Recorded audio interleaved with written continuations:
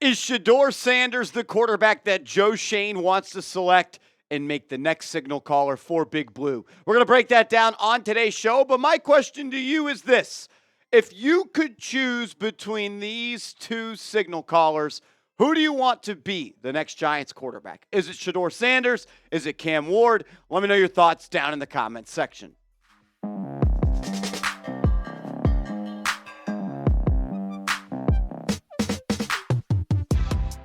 You're watching Giants Now by Chat Sports. I am your host, Marshall Green. I appreciate everybody for stopping by. It's a bye week for the New York Giants, so I thought it would be a good time to look ahead and talk about some potential quarterback options for this team as the New York Giants, led by Joe Schoen, were at the Colorado-Buffalo football game, watching Shedeur Sanders play football. And Sanders is the quarterback that the Giants have spent the most time scouting this season. They have been to 3 games of him, and Schoen and his team, they were there this past weekend. WBG84 on Twitter, the best account on Giants Twitter. Give him a follow.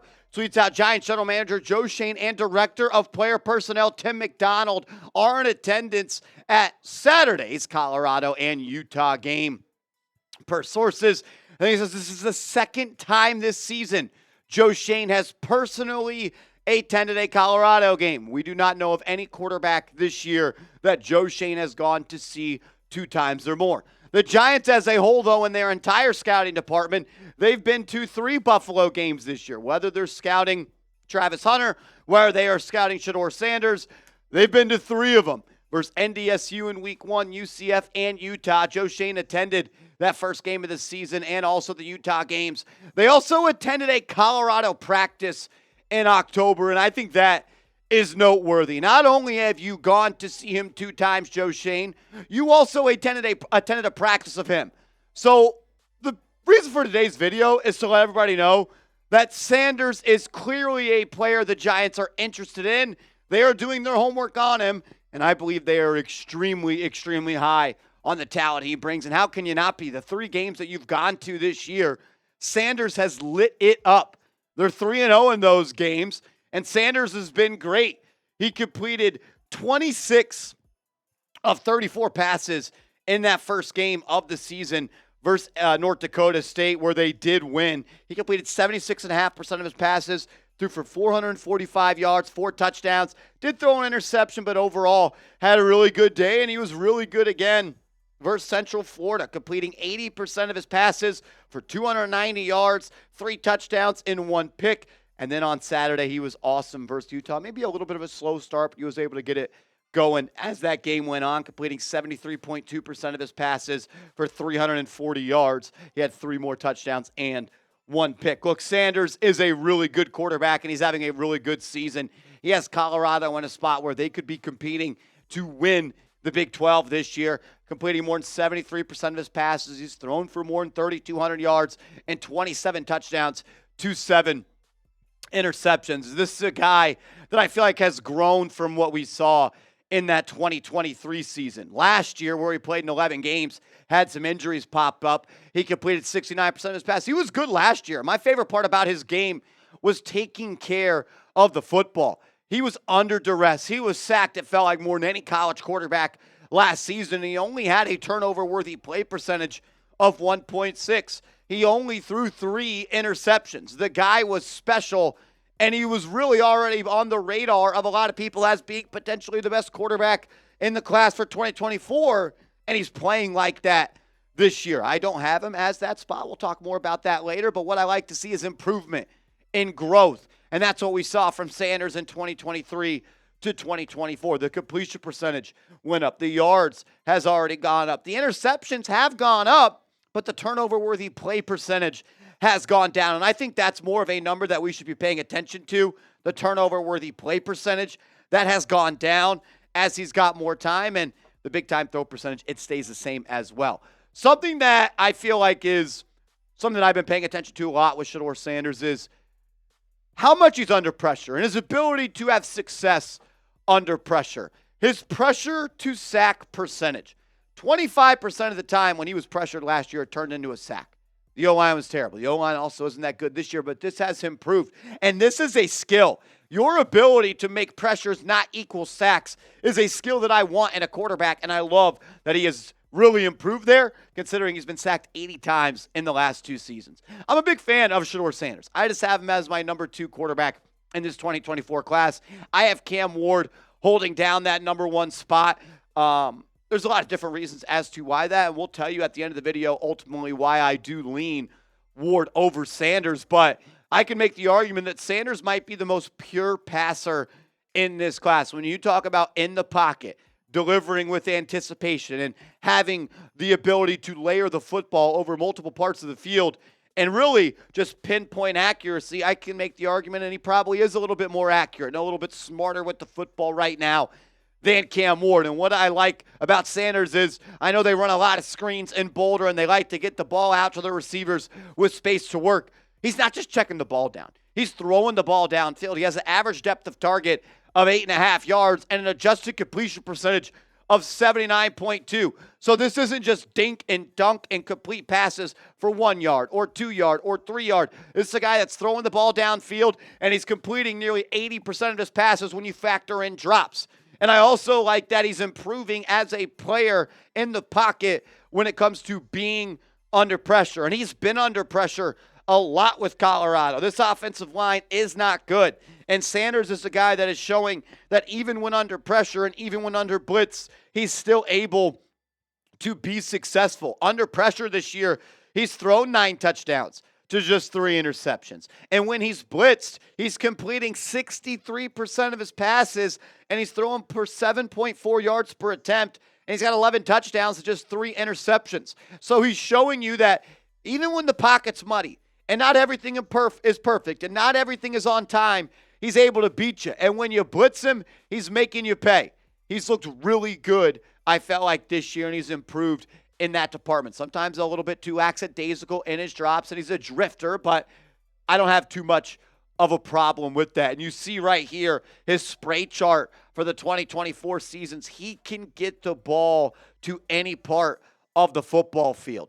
This is a guy that if you want him to take the top off the defense, he can do that. He's completing 41% of his throws on 20-plus yards, 23 completions on 56 attempts. When you want him to work in that intermediate range, 10 to 19 yards, he completes 55% of his passes. On throws of 20-plus yards, he's got 11 touchdowns and just 1 interception.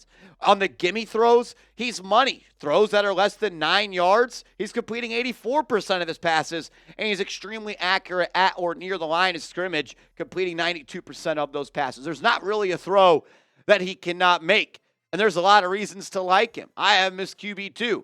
Coming up next, though, we're going to react to Dane Brugler, the number 1 NFL draft insider, in my opinion. He works for The Athletic. He shared his most recent top 50 big board, and I was really, really intrigued by what he had to say about Sanders and where he was ranked. We'll talk about that in a second, but first, I got to give a major shout-out to today's sportsbook partner, our proud sponsor, DraftKings. Use that promo code NIXCHAT, make a $5 bet, and you're going to get $200 instantly in bonus bets.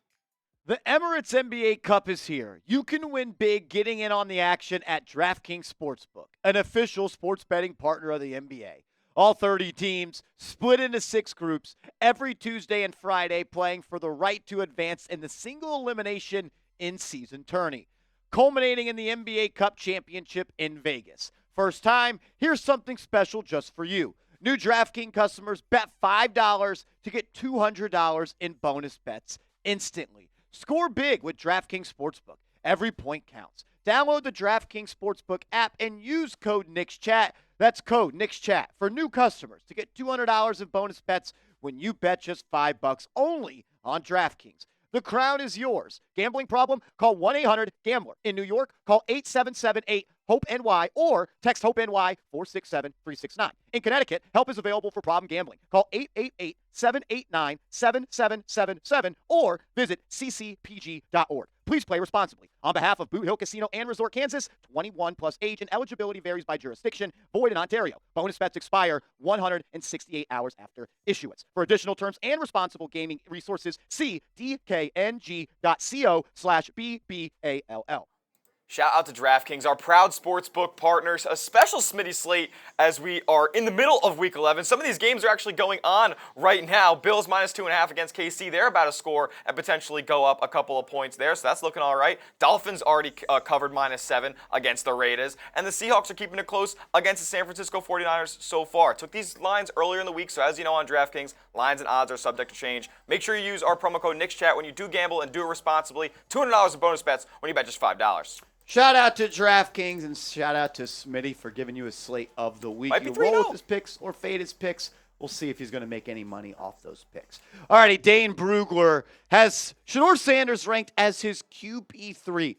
This list he made was before Saturday. I do want to make that clear. And these comments he made were before Saturday. I don't think that anything that happened Saturday would ultimately change this, but it seems like the buzz, the excitement, and the momentum is that Shedeur Sanders is really the unanimous QB1. And I heard a lot of that, and I get that, but I'm going to listen to Dane Brugler, who I believe is more tapped in than anybody in this league that covers the draft, and he's got him at QB3. And this is what he said in his write-up about his overall player profile. Quote, "There is a lot to like about Sanders' package of skills. He's poised, tough, and accurate, with a natural feel for touch and layering the football. But one of the main concerns is the inconsistent way he manages the pocket, drifting, or welcoming in negative plays by holding on to the football. Sanders reminds me of Jordan Love," he says, "but without the high-end physical traits because they both use athletic movements to skillfully access different throwing platforms. Sanders doesn't have Love's size nor arm strength, however, which is a concern when playing that style of game.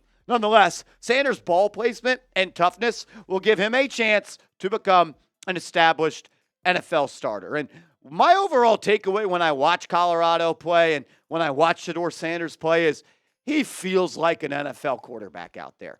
He looks like an NFL quarterback playing the college football game. I feel like he does have that poise. He plays with a lot of confidence. He's got swag, and there is not a throw that he is afraid to make, and there's really not a throw that he cannot make. He likes to have those tight window throws. He pushes the ball up the field. He likes to operate in between the hashes and in between the numbers, and that's where we see so many NFL quarterbacks have success.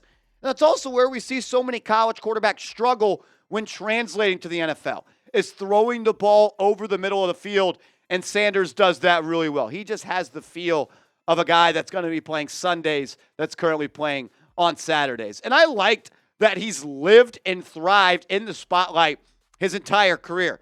His whole college career has been under the microscope, starting at Jackson State, then transferring to Colorado. The pressure of having Deion Sanders as his dad is something that he's had to live through, and I love that. It shows that he can thrive under the microscope and maybe in a big-time media market like the New York Football Giants.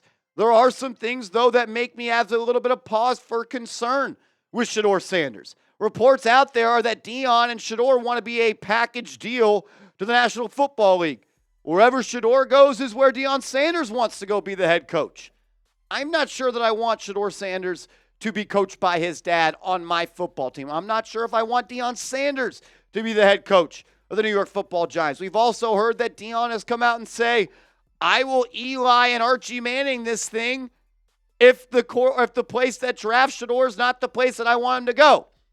Don't really have a problem with that necessarily, but I wonder and I worry about the involvement that Deion is going to have in his son's NFL career. There's also rumors out there that we have here heard at Chat Sports are true that Shedeur Sanders wants to be a Raider. The Raiders are willing to do whatever to draft him, and they want Deion Sanders to potentially be a part of the Raiders going forward. I don't know if I'm willing to sell my soul for that. There's a lot to like about Sanders, and I don't want the off-the-field stuff and the paparazzi and the Deion Sanders show around him to make you feel like I don't. I know Shedeur Sanders is special. This guy looks like an NFL guy out there playing games. He's cool. He's calm. He's confident. Even cocky to a degree. And I like that. And I believe in the NFL as a quarterback. You got to believe in yourself to go out and win football games. And he has a lot of the traits that I want in a young quarterback. But I worry about everything that comes with him. I do. I'd be lying to you if I said that the New York media market, having Sanders and potentially his father, Deion, under the microscope, doesn't worry me and make me feel like we're going to have to make a lot of content looking at this situation through a lens we don't necessarily want to. But I say all that to say he is my QB2, and the Giants need a quarterback, And if the Giants are on the clock and he is still on the board, I would select him after Cam Ward. I love Cam Ward. You guys know that. I also like Shedeur Sanders a lot. I just have one as QB1, and I got one as QB2. If I had the 5th pick and Cam Ward goes 4 and Sanders is on the clock and Travis Hunter is gone and maybe other great players in this draft are gone, then yeah, I'm cool with it, and I'll be very happy with it. But overall, the reason that I lean Ward over Sanders is I boil it down to 5 things, and there's so much more in my evaluation than this. The graphic we has only shows 5 things. The arm talent, I believe, is Cam Ward, and it's not even close. I think Cam Ward has an A overall arm. I think Sanders is closer to a B. When it comes to decision-making, I do think Sanders is a little bit more mature and a little bit smarter with the football. But I also think that's what makes Cam Ward great. Sometimes your biggest strength is sometimes your biggest weakness. And his ability to make plays outside the pocket. That's why I have playmaking higher for Cam Ward. It makes you have to be a little bit more reckless with your decision-making. Accuracy, I think Sanders is the most accurate passer in this class. He's got great touch. He can throw every ball. He can use every club to make any throw he wants. Ward can do that as well, but I think Sanders is a little better. I think the playmaking greatly leans towards Cam Ward. In the pocket and outside the pocket. Using your legs. But the thing that's most important to me is leadership. And I think Cam Ward's just more of a leader. Not saying Sanders is not. I do think he is a leader. And I think he should deserve a lot of credit for the turnaround that Colorado has had. Looking like a joke in the Big 12 for so long to being now a respectable organization and a respectable university. But Cam Ward turned Miami into a team that's competing for a national championship. Cam Ward, everywhere he goes, whether it be Incarnate Word or Wazoo or Miami, everyone talks about how much of a leader he is. And there was a video I put out on my social media this week where Cam Ward and Shedeur Sanders were working out together, and just the way they interacted, it felt like Ward was the alpha and Sanders was not. And not that that's good or bad, and maybe we're all looking into it, and that's what we're going to do in the draft. We're going to overanalyze everything. I just think there's more of that dog and that leader in Cam Ward. I'd roll with Ward, but I would also be happy if Shedeur Sanders was the Giants quarterback. Make sure you are following me on social media. I'm on Twitter. I'm on Instagram. You can find that clip I'm talking about over there. So hit me up at @MarshallGreen_.